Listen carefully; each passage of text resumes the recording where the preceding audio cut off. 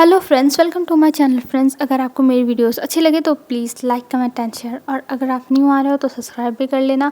तो चलिए हम आज का पार्ट स्टार्ट करते हैं। हमने कल देखा था जो विंग था और वांग थे दोनों ऑफिस में थे, और विंग ने ठान लिया था कि हाँ उसे अब पढ़ाई लिखाई करनी है एकदम अच्छे से। तो हम चलो आगे देखते हैं। हमें दिखाया जाता है जो हैरी था वो विंग से मिलने के लिए आया था, और विंग जब उसे देखता है तो वो पहचाने नहीं पाता कि ये कौन है, पर वो इग्नोर करके जाने लगता है। तभी जो हैरी था वो खड़ा होता है, क्योंकि वो पहले ही आके बैठ चुका था, और जो अंकल कुनान थे वो जानते ही थे क्योंकि एक बार आ चुका था। तब हैरी तुरंत विंग के पास आता और कहता है, हे विंग, तुमने मुझे पहचाना?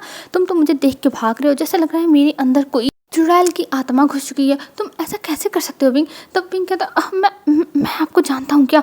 तब जो हैरी था वो मुस्कुराता है और कहता है, ऑफ कोर्स विंग, तुम मुझे जानते हो, तुम मुझे नहीं जानते? ये तुम क्या कह रहे हो विंग? तुमने तो मेरा दिल तोड़ दिया, और मेरा दिल देखो टूट गया। और ये कह के वो अपने सीने पे हाथ रख लेता, और ये देख के विंग को बड़ा अनोइंग लग रहा था। वो सोचता था ये कौन है। तब विंग कहता मैं आपको नहीं जानता हूँ। तब जो हैरी हैरी था वो कहता है, ऑफ कोर्स विंग, तुम मुझे जानते हो। और ये कह के वो हाथ पकड़ लेता है विंग का। तभी जो विंग था वो अपना हाथ छुड़ाने लगता है, पर वो नहीं छोड़ रहा था। तभी वहाँ पे वांग जी आता है, और वांग जी विंग से हैरी को दूर करता है और कहता है, तुम यहाँ क्या कर रहे हो? तब हैरी कहता है, लैन वांग जी, तुम ऐसा कैसे कर सकते हो? तुम तो मेरे फ्रेंड के अब हस्बैंड हो ना, तो तुम मुझे भूल गए? मैं तो तुमसे मिलने के लिए आया था। बताओ, इतनी जल्दी कोई अपने रिलेटिव को कैसे भूल सकता है, वो भी अपने हस्बैंड की तरफ के रिलेटिव को, जिससे तुम बहुत ज़्यादा प्यार करते हो। तब वांग जी कहता है, तुम विंग के कोई रिलेटिव नहीं हो ना, मेरे हो। तब हैरी हंसते हुए कहता है, अरे मैं हूँ, तुम ऐसा कैसे कह सकते हो? और ये कह के वो विंग के पास आता है और कहता है, विंग, मैं तुम्हारा बचपन का दोस्त हूँ, याद करो, हम दोनों एक साथ खेलते थे। तुमसे मैं पहली बार मिला था जब तुम घर से भाग रहे थे खेलने के लिए। तब जो विंग था वो कहता है, हाँ तुम कौन हो? मुझे नहीं पता। तब हैरी कहता है, विंग, तुम्हें तो कुछ याद ही नहीं आ रहा है।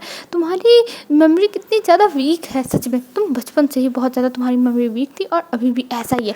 और ये कह के वो विंग के सर पे एक खुटकी मारता है। तब जो हैरी था उसे देखते हुए वांग जी कहता है, तुम नहीं छू सकते विंग को, विंग मेरा ओमेगा है, तुम मेरे ओमेगा को कैसे छू सकते हो? तब हैरी हंसने लगता और कहता है, वांग जी, मैं तुम्हारे हस्बैंड को छू नहीं रहा हूँ, मैं तो बस ऐसे ही टच कर रहा था, टच। तब जो वांग जी था वो कहता है, ये दोनों एक ही होता है, पागल। तब जो हैरी था वो कहता है, ऑफकोर्स मैं तो पागल हुई। और ये कह के वो विंग का हाथ पकड़ता है और विंग को अपने पास बैठाता है, और फिर विंग से बातें करने लगता है। और कुछ टाइम के बाद विंग को भी बातें करके अच्छा लग रहा था, और वांग जी ये सब बड़े ही इरिटेटेड होकर देख रहा था, और उसे गुस्सा आ रही थी हैरी के ऊपर। ये हमेशा कहाँ से आ जाता है, पता नहीं कब इसका क्या दिमाग घूमता है, हमेशा जाता है। इतनी बार ये आया, पर वांग जी ने मिलने से रोक दिया। लेकिन अब उसे समझ में नहीं आया वो क्या करे, क्योंकि वांग जी को पता चला है कि विंग जो था वो हैरी को बचपन में पसंद करता था।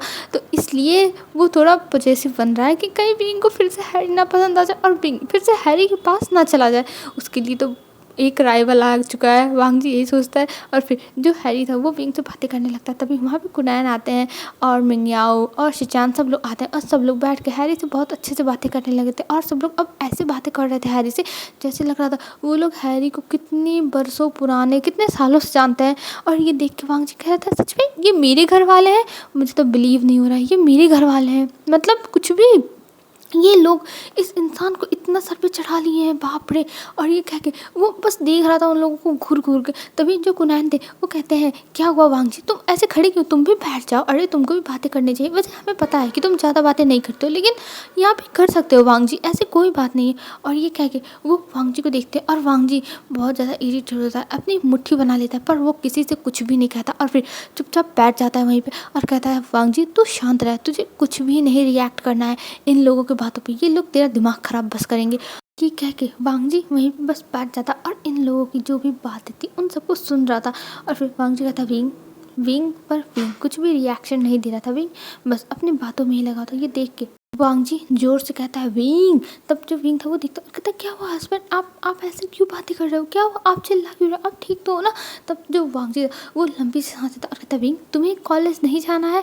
ये महाशय तो सुबह सुबह आके यहाँ पे धमक पड़े हैं, तो तुम अब भूल चुके हो कि तुम्हें कॉलेज नहीं जाना है? तब जो विंग था वो कहता है, हस्बैंड मुझे जाना है, पर मैं अपने दोस्त को ऐसे कैसे छोड़ सकता हूँ? ये तो मेरे घर पे आया है ना, तो मैं इसे कैसे छोड़ दूँ? तब वांग जी कहता, विंग कल तुमने क्या प्रॉमिस किया था मुझसे कि तुम कॉलेज जाओगे? तब जो विंग था वो कहता हाँ मैंने प्रॉमिस किया था पर मेरा जाने का मन नहीं है, मैं अपने दोस्त के साथ रहना चाहता हूँ, मेरा दोस्त बहुत दिन के बाद आया है हस्बैंड।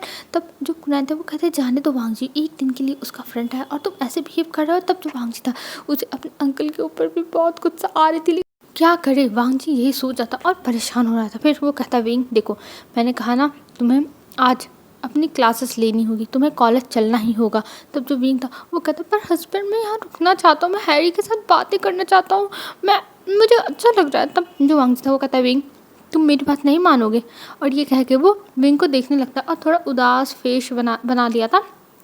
तब जो विंग था वो देखता है कि उसका हस्बैंड इतना उदास है तो वो खड़ा हो जाता है और कहता है ठीक है मैं चलूँगा, और ये कह के वो वांग जी के साथ अच्छे से जाने लगता है क्योंकि बैग लेके वो पहले ही आ चुका था।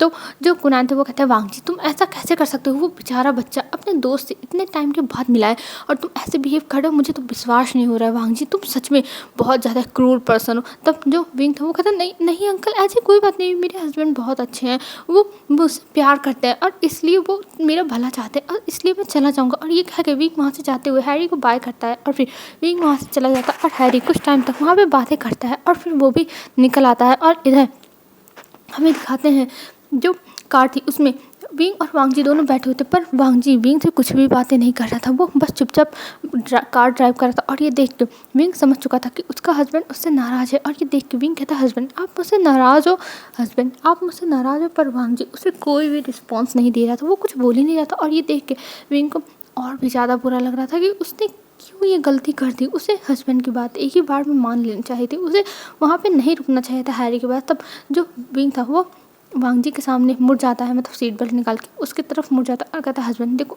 मुझसे जो भी गलती हुई मुझे माफ़ कर दो, मैं आपसे ऐसा नहीं करूँगा पक्का प्रॉमिस। और ये कह के वो अपनी 3 फिंगर्स ऊपर कर लेता है और फिर वो प्रॉमिस करने लगता है। और फिर जब वांग जी इस चीज़ पे भी नहीं मानता तो विंग के आंखों में सीधा आंसू ही आ जाते हैं, बेचारा विंग हमेशा रोता ही रहता है। तो विंग फिर से उसके आंखों में आंसू आ गए थे और उसके मोटे मोटे आंसू नीचे गिरने लगे थे। और जब वांग जी थोड़ा सा देखता है कि विंग रो रहा है, ये देख के वो तुरंत कार को रोक देता और कहता विंग तुम रो क्यों रहे हो। तब जो विंग था वो कहता आप मुझसे नाराज़ हो, मैं इसलिए रो रहा हूँ, आप मुझसे बातें मत करो। और ये कह के वो फेस दूसरी तरफ कर लेता और ये देख के वांग जी शायद करता और फिर विंग को पकड़ के अपनी तरफ खींचता है और फिर उसे गले लगा लेता और कहता है विंग मैं नाराज़ नहीं हूँ, बस मुझे बुरा लगा कि तुमने मेरी बात नहीं मानी, तुम वहाँ रुकना चाहते थे।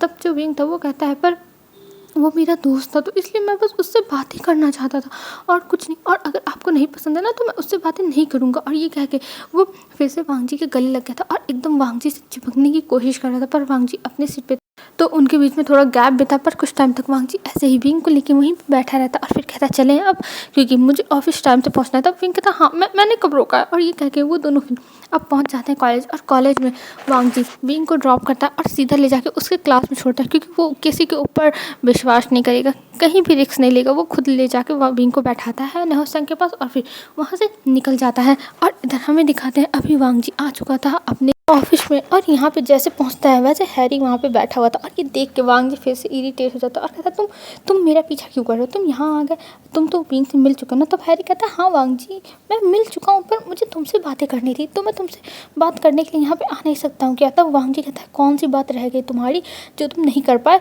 तब जो हैरी था वो एक प्रोजेक्ट देता और कहता है मैं चाहता हूँ कि तुम मेरे साथ ये काम करो। तब वांग जी कहता है ओह रियली, तो तुम अपने काम के लिए मेरे पीछे लगे पड़े हो। तब जो हैरी था वो कहता है वांग जी ये हमारी डील पहले ही होने वाली थी और ये फाइनल हो चुकी है, तो मैं बस अपनी असिस्टेंट की जगह या फिर अपने किसी कंपनी के वर्कर की जगह मैं खुद आ गया, तो इसमें कौन सी बात है, और वैसे भी हम तो अब दोस्त हैं और वैसे भी फैमिली मेम्बर भी हैं वांग जी। तब वांग जी कहता है मैं तुम्हारा कोई भी फैमिली मेम्बर नहीं समझे और तुम मुझसे दूर रहो। तब हैरी कहता है वांग जी ऐसे बिहेव नहीं करते, तुम बहुत अच्छे बच्चे हो ना। तब वांग जी कहता है बच्चा, किसको बच्चा बोला तुमने। तब जो हैरी था वो हंसने लगता और कहता है अच्छा ठीक है मैं अब मजाक नहीं करूँगा, ठीक है चलो अब ये फ़ाइल लो और इस पर साइन करना है। और ये कह के वो उसके सामने फ़ाइल रख देता है। तभी वहाँ पे जो मैम थी वो आती और वो सब कुछ बताती है कि ये डील जो थी वो पहले फाइनल हो चुकी थी पर उन्हें नहीं पता था कि उनके बॉस ही आ जाएंगे साइन कराने के लिए। तब वांग जी कहता है ठीक है मैम तुम जाओ, और ये कह के वो मैम को भेज देता और यहाँ पर वो डील को देखता है और फिर वो साइन कर देता है। तब हैरी कहता है चलो अच्छा हुआ तुमने साइन कर दी, तो इसी बहाने एक मेरे घर पर पार्टी होने वाली है। तब वांग जी कहता है क्या पार्टी तुम्हारे घर पर। तब हैरी कहता है हाँ वांग जी मेरे घर पर पार्टी, क्योंकि पता है ये डील मुझे मुझे मिली है, तो इसी बहाने कम से कम विंग तो आएगा मेरे पास मुझसे बातें करने के लिए, तो इसलिए मैं पार्टी रख रहा हूँ। तब वांग जी कहता नहीं, इसकी कोई ज़रूरत नहीं, हमें पार्टी में नहीं आना है, हम पार्टी में नहीं जाएंगे। तब जो हैरी था वो कहता अरे वांग जी, मैं तुमको थोड़ी ना पार्टी में आने के लिए कह रहा हूँ, मैं तो विंग को कह रहा हूँ विंग को लेके आना, समझे, और विंग को घर पे मत छोड़ना, लेके आना पक्का, प्रॉमिस। तब वांग जी कहता हाँ तुम्हारी बात कौन मानेगा। तब हैरी कहता ऑफ कोर्स वांग जी, तुम मानोगे मेरी बात, क्योंकि तुम्हें भी पता है कि विंग को अपने कज़न से मिलके कितना अच्छा लगेगा, तो लेके आना, क्योंकि मैं उन्हें भी लेके आऊँगा। और ये कह के वो स्माइल करते हुए वहाँ से चला जाता। और वांग जी कहता है इसकी तो मैं ऐसी तैसी करूँ, मैं इसे अब छोड़ूंगा नहीं। और ये कह के वो फिर अपना काम करने लगता है, लेकिन वांग जी को गुस्सा तो आ ही रही थी। और इधर जो विंग था नेहो के साथ अभी बैठा हुआ था और अपना काम कर रहा था, नोट्स बना। तभी नेहो कहता है विंग तुम ये क्या कर रहे हो, इतना बोरिंग काम कौन करता है नोट्स बनाना। तब विंग कहता है पर नेहो टीचर ने बोला है और हमें नोट्स बनाएंगे तभी तो एग्ज़ाम में हमारे अच्छे नंबर आएंगे। तब जो नेहो था वो कहता है विंग तुम चाहे तो मार कर लेके अपने बुक में ही मार्क कर लो कि कितना कितना इंपॉर्टेंट है, तुम ऐसे क्यों लिख रहे हो, ये कितना बोरिंग काम है लिखना। तब जो विंग था वो कहता है हाँ बोरिंग होगा, लेकिन मेरे हस्बैंड ने कहा है मुझे नोट्स बनाने के लिए, तो मुझे बनाना पड़ेगा नेहो। तब नेहो कहता है विंग तुम अपने हस्बैंड की कितनी बातें मानते हो, इतना बात मत माना करो, नहीं तो वो तुम्हारे सर पे चढ़ जाएगा। तब विंग हंसने लगता और कहता है क्या सर पे। नेहो तुम्हें मिसअंडरस्टैंडिंग हो रही है, वो मेरे सर्वर पे नहीं चढ़ेंगे, बस वो मुझसे बहुत ज़्यादा प्यार करते हैं और मेरा भला चाहते हैं, इसलिए उन्होंने कहा है मैं अच्छे से पढ़ाई करूँ। तब नेहो कहता हाँ हाँ तुम पढ़ाई करते रहो, मैं तो जा रहा हूँ कैंटीन में। तब जो विंग था वो कहता हाँ तुम जाओ, लेकिन मैं अभी नहीं जाऊँगा, मुझे भूख नहीं है। तब नेहो कहता विंग तुम सुबह खा के आए। तब विंग कहता है नहीं मैं तो टिफ़िन लेके आया हूँ, पता है इसमें बहुत अच्छा सा खाना है। और ये कह के वो अपने टिफ़िन को खोल के दिखाता है और उसमें बंद थे। तब जो नेहो था वो कहता तुम तो ये बन लाए हो। तब जो विंग था वो कहता हाँ लेकिन ये बहुत टेस्टी है, मेरे गग्गा ने खुद बनाया है। तब जो नेहो था वो कहता क्या तुम्हारा भाई भी है। तब जो विंग था वो कहता नहीं मेरी शाउची, मैं उन्हें गग्गा भी बोलता हूँ ना, तो इसलिए मैंने गग्गा बोला। तब ये कह के वो फिर उन बन को निकाल के खाने लगता। तब नेहो कहता विंग तुम ऐसे खा रहे हो जैसे लग रहा है कोई अमृत खा रहे हो, क्या तुम मुझे भी दे सकते हो। तब विंग कहता है मैं तुम्हें दूँ, मैं तुम्हें नहीं दूंगा, हट भागो यहाँ से। तब जो नेहो था वो कहता विंग मैं तुम्हारा दोस्त हूँ और वैसे भी तुम्हारे पास 4 है तो एक तो दे ही सकते हो। तब विंग कहता नहीं मैं नहीं दूंगा। तब जो नेहो था वो एकदम पाउडर बना लेता है, एकदम मासूम बच्चे की तरह विंग की पैंट पकड़ लेता और कहता विंग प्लीज़ मुझे दे दो ना, मेरे भी आज पैसे बच जाएगा प्लीज़ विंग। तब जो विंग था वो कहता अच्छा ठीक है, और ये कह के वो एक बंद निकाल के नेहो को दे देता और नेहो भी खाता है, नेहो को भी पसंद आता है। तब जो विंग था वो कहता कैसा लगा, मेरी जो शाउची है वो बहुत अच्छा बनाती है ना। तब जो नेहो था वो कहता है हाँ बहुत अच्छा है विंग, सच में तुम रोज़ लेके आना। तब विंग कहता नहीं वो रोज़ नहीं बना सकती है। तब नेहो कहता पर क्यों, वो तो घर पे ही रहती है ना, तो बना ही सकती है, तो तुम उनसे कह नहीं पाओगे क्या, कहो तो मैं कॉल करके कह दूँगा, मुझे नंबर दो अभी। तब विंग हंसने लगता है और कहता नहीं नेहो वो खुद जॉब करती हैं और वैसे भी वो बिज़नेस ट्रिप पे जाया करती हैं, तो ऐसे मुझे दे नहीं पाएंगी, और जब वो घर पे रहेंगी तब भले वो दे दें। तब नेहो कहता ओह अच्छा ऐसी बात है, चलो कोई बात नहीं, जब वो घर पे रहेंगी तब बनवा के लाना। तब विंग कहता हाँ पक्का।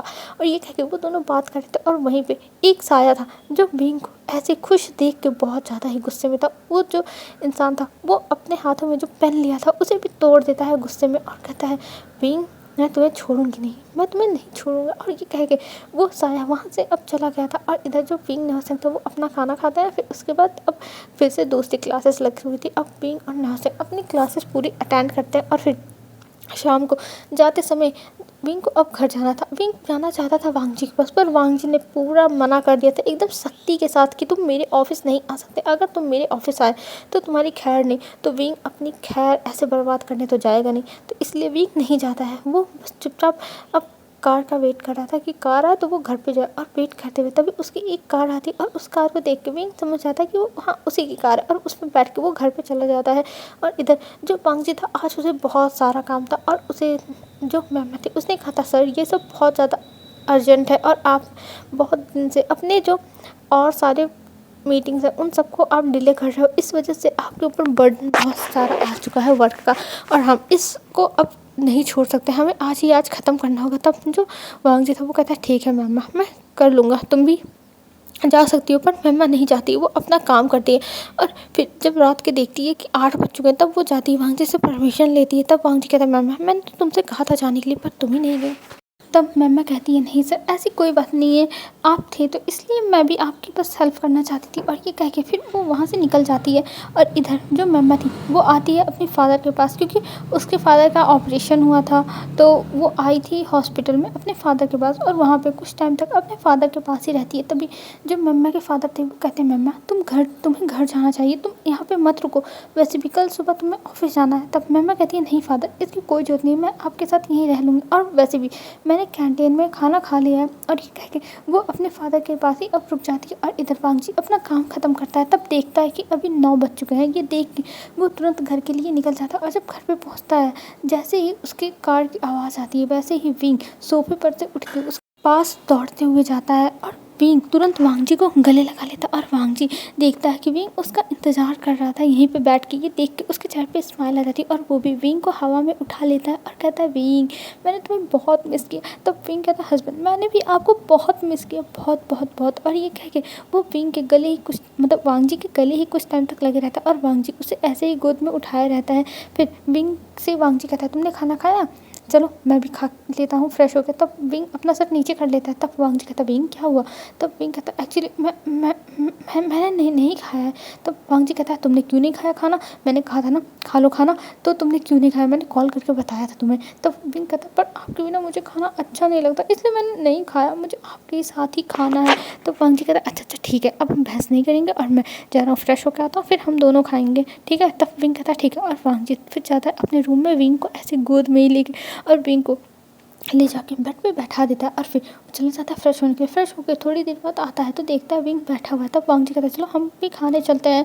तब जो विंग था वो कहता है ठीक है। और वो दोनों टेबल पर आते हैं, डाइनिंग टेबल पर, और वहाँ पर बैठ के अपना खाना लेते हैं और खाने लगते हैं। और पहले से ही जो मीट थी वो गर्म कर चुकी थी खाना, तो गर्म करके उसने रख दिया था और वहाँ से चली गई थी। तो विंग और वांगजी खाने लगते। तब वांगजी कहता है विंग तुम ऐसे मत किया करो, अगर तुम्हें खाना खाना है तो तुम खा लिया करो, तुम मेरा इंतज़ार मत किया करो, ये बहुत बुरी बात है। तब विंग कहता पर हस्बैंड मैं आपका इंतज़ार करना चाहता था, मुझे मुझे आपके बिना अच्छा नहीं लगता है। तब वांगजी कहता है हाँ मुझे पता है तुम्हें मेरे बिना अच्छा नहीं लगता, पर विंग ये अच्छी बात नहीं है, तुम्हारी तबीयत ख़राब हो जाएगी तो, और मैं तुम्हारे हेल्थ के साथ कोई भी कॉम्प्रोमाइज़ नहीं करने वाला हूँ समझे। और कल से तुम जल्दी खा लेना अगर मुझे लेट हुआ, और अगर तुमने नहीं खाया तो मुझसे बुरा देख लेना कोई नहीं होगा समझे। और ये कह के वो विंग को घूरता है। और विंग फिर अपना सर नीचे कर लेता है और कहता है ठीक है मैं खा लूँगा। और ये कह के विंग अपना खाना अभी ख़त्म करता और वांगजी और विंग चले जाते हैं अपने रूम में सोने के लिए। अब हमें दिखाया जाता है इधर जो जियान मैंशन था वहाँ का हैरी अभी बैठा हुआ था, और वो उन दोनों को देख रहा था, मतलब जियान चैन को और यानली को, और उन दोनों को एक एक कपड़ा देता है, मतलब कपड़े देता है पहनने के लिए। तब जो यानली थी वो उस बैग को देखती और कहती है ये क्या है। तब जो हैरी था वो कहता है ज़्यादा खुश मत हो, बस ये तुम्हारे लिए है, मेरी एक पार्टी है तो मैं चाहता हूँ तुम दोनों भी उसमें आओ। तब जो जियान चंद था वो कहता क्या अब हमें वहाँ भी सर्व करना पड़ेगा। तब हैरी हंसने लगता है और कहता है नहीं नहीं नहीं नहीं जियान चंद तुम ऐसा कैसे कह सकते हो, मैं तुम दोनों से सर्व कैसे करा सकता हूँ, तुम्हें सर्व नहीं करना है, तुम वहाँ पे गेस्ट की ही तरह आओगे ठीक है, तो तुम्हें मेरे साथ चलना होगा। तब यानली कहती है वैसे तुम पार्टी दे रहे हो तो कहाँ दे रहे हो। तब जो हैरी था वो कहता है देखो यानली मैं जानता हूँ कि अगर मैं यहाँ पे पार्टी दूंगा तो तुम दोनों को बहुत ज़्यादा इंसल्टिंग फील होगा जो भी तुम लोग के साथ हुआ है, और इसी वजह से मैं इस पार्टी को होटल में देने वाला हूँ, तुम टेंशन मत लो तुम्हारे साथ कुछ नहीं होगा। तब यानली मुंह बनाती पर वो फिर कुछ नहीं कहती है। फिर अपना बैग उठाते हुए वो जाने लगती पर हैरी उसका हाथ पकड़ लेता और कहता है यानली क्या हुआ। तब जो यानली थी वो कहती है मेरा हाथ छोड़ दो, मुझे पसंद नहीं है कोई मुझे टच करे।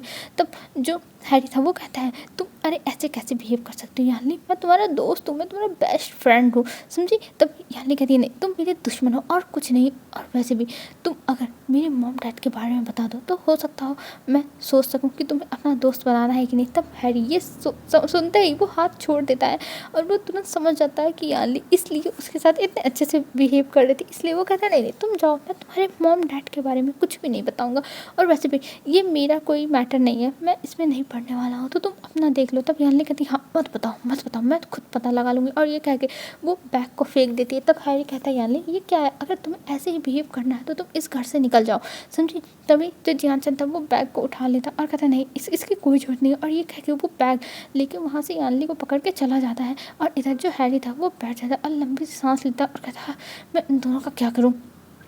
मैं इन दोनों का क्या करूँ। और ये कह के वो फिर अपने हाथ को पंच करता है टेबल पर ही, और फिर वो भी उठ के अपने रूम में चल जाता है। और इधर यानली रूम में आने के बाद बहुत ज़्यादा गुस्से में तिल मिला रही थी, उसे बहुत ज़्यादा ही गुस्सा आया था। और जियानचन उसे शांत करता और कह रहा था, शीजे आप ऐसे बिहेव मत करो, आपको पता है ना कि वो गुस्से में कुछ भी कर देगा, और अगर उसने हमारे मॉम डैड को कुछ कर दिया तो। तब यानली कहती है, तुम सही कह रहे हो जियानचन, हमें ऐसे बिहेव नहीं करना चाहिए। और वैसे भी हो सकता हो इसके पास ही हमारे मॉम डैड हो, क्योंकि उसने ही हमारा घर खरीदा है, तो यही हमारा दुश्मन हो सकता है।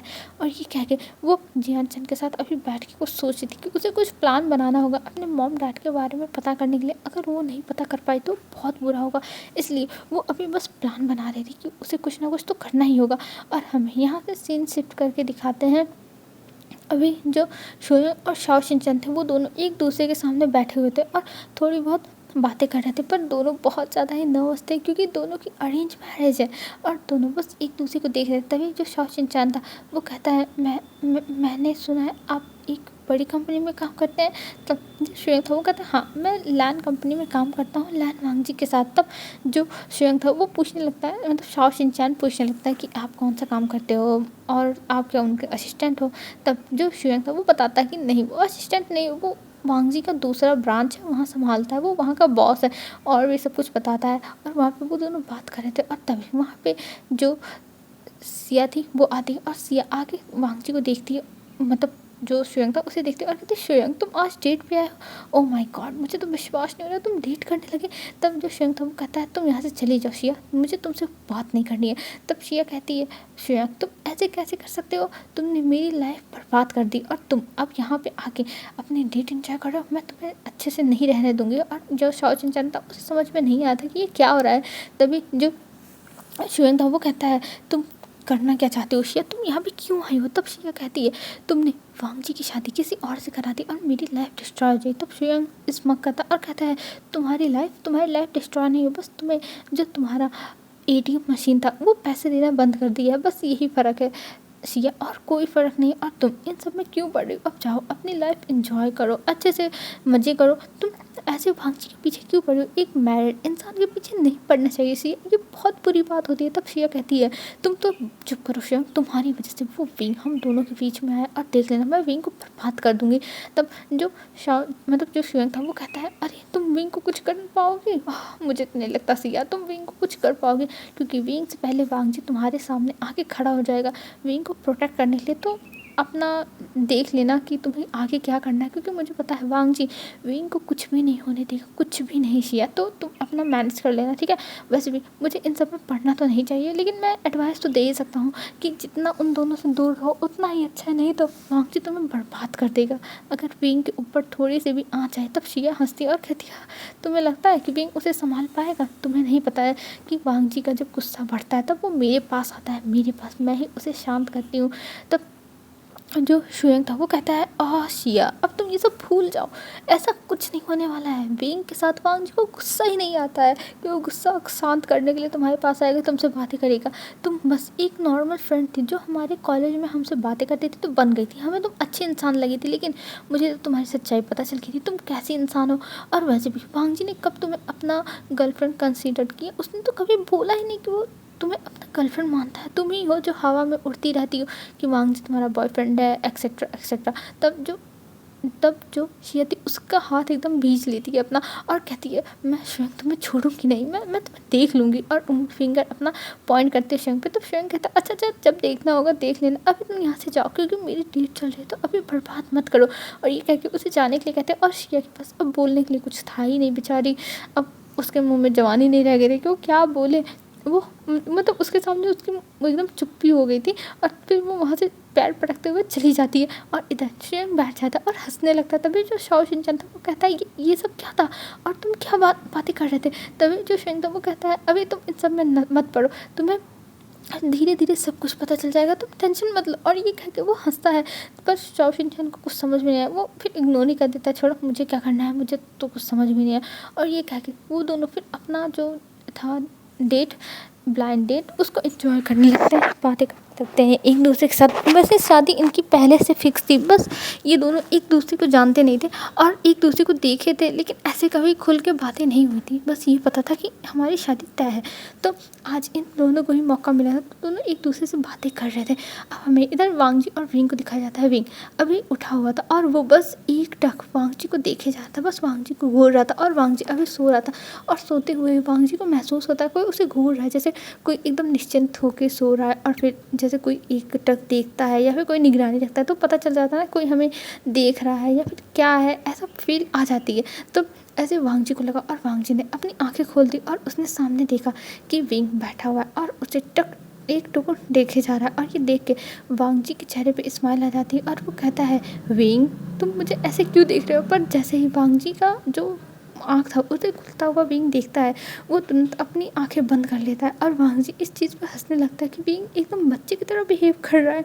विंग को लगता है कि वो आंखें बंद कर लेगा, तब वांगजी को समझ में नहीं आएगा कि विंग जग रहा था। ये सोच के वो हंसता है और विंग के बाद बालों को रफल करता है। तब भी विंग अपनी आंखों को एकदम टाइट बंद करके पड़ा हुआ था। ये देख के वांगजी कहता है, विंग तुम कितनी देर तक नाटक करोगे, ज़रा मुझे बताना तो, तुम ऐसे नाटक कर रहे हो। तब जो विंग था वो अपनी एक आंख खोलता है और वांगजी को देखता है, फिर अपनी दूसरी आंख खोलता है।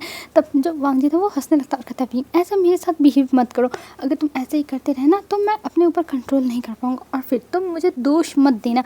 ये सुनते ही विंग जो तो था वो तुरंत बैठ जाता और कहता है, आप क्या कह रहे हो हस्बैंड? तब वांगजी कहता है, मैं क्या कह रहा हूँ, मैं जो कह रहा हूँ वो कह रहा हूँ, समझे? तब विंग कहता है, नहीं आप तो कह रहे थे आप मेरे साथ वो सब करोगे। तो वांगजी कहता है, क्या तुम्हारे दिमाग में क्या चल रहा है, मैं तुम्हें पनिश करूँगा, समझे? वो भी तुम्हें 1 घंटे तक अपने कानों को पकड़ के खड़ा रहना पड़ेगा, ये पनिशमेंट है, ना कि कुछ और। तुम्हारे दिमाग में क्या क्या चलता रहता है विंग? ओ माय गॉड, मुझे तो लगता है मैं जितना इनोसेंट तुम्हें समझता हूँ तुम उतना इनोसेंट नहीं हो, तुम बहुत ज़्यादा ही शातिर दिमाग वाले हो। तब जो विंग था वो कहता, नहीं हस्बैंड ऐसी कोई बात नहीं, मैं तो ऐसा नहीं, मैं तो मासूम हूँ। और बस भी मेरी आँख आज सुबह खुल गई ना तो मैं आपको बस देख रहा था, क्योंकि मैं पूरा दिन आपको देख नहीं पाऊँगा, फिर मैं आपको इसलिए देख रहा था जैसे अगर मुझे आपकी याद आए तो मैं आपको याद कर सकूँ कि आप कैसे दिखते हो। तो वांगजी कहता, ओह तो तुम्हारी याददाश्त इतनी ज़्यादा बुरी है कि तुम अपने हस्बैंड को ही भूल जाओगे कि तुम्हारा हस्बैंड कैसा दिखता है। तो विंग कहता, नहीं नहीं हस्बैंड ऐसी कोई बात नहीं है, आप गलत समझ रहे हो। और इधर जो वांगजी था वो अंदर ही अंदर हंस रहा था कि वांगजी ने विंग को उसी की बातों में ही फंसा दिया। ये सोच सोच के वांगजी को हंसी आ रही थी, पर वांगजी अपनी हंसी को कंट्रोल करके बस बैठा हुआ था और कहता, विंग ऐसा नहीं करते हैं, तुम बहुत ज़्यादा ही बुरे हो, बहुत ज़्यादा, तुम मेरे बारे में ऐसा कैसे सोच सकते हो विंग, मेरा तो दिल टूट गया। तो विंग कहता, नहीं हस्बैंड ऐसा कुछ नहीं है, मैं आपके बारे में कुछ भी गलत नहीं सोच सकता हूँ, आपको मिसअंडरस्टैंडिंग हुई है। तब जो वांगजी था वो कहता, अच्छा मुझे मिसअंडरस्टैंडिंग हुई है, तुम ऐसे ही बोल ही रहे हो कि तुम मुझे भूल जाओगे इसलिए तुम मुझे देख रहे हो, इसका मतलब तो यही होता है ना। तब विंग कहता, नहीं इसका मतलब ये नहीं होता है, मैं तो बस ऐसे ही, मैं क्या बोलूँ अब, आप मुझे बस फंसा दिया। तब वांगजी कहता है, ऑफ कोर्स तो तुम फंसोगे ही ना, अगर ऐसे ही झूठ बोलोगे तो फंसोगे ही।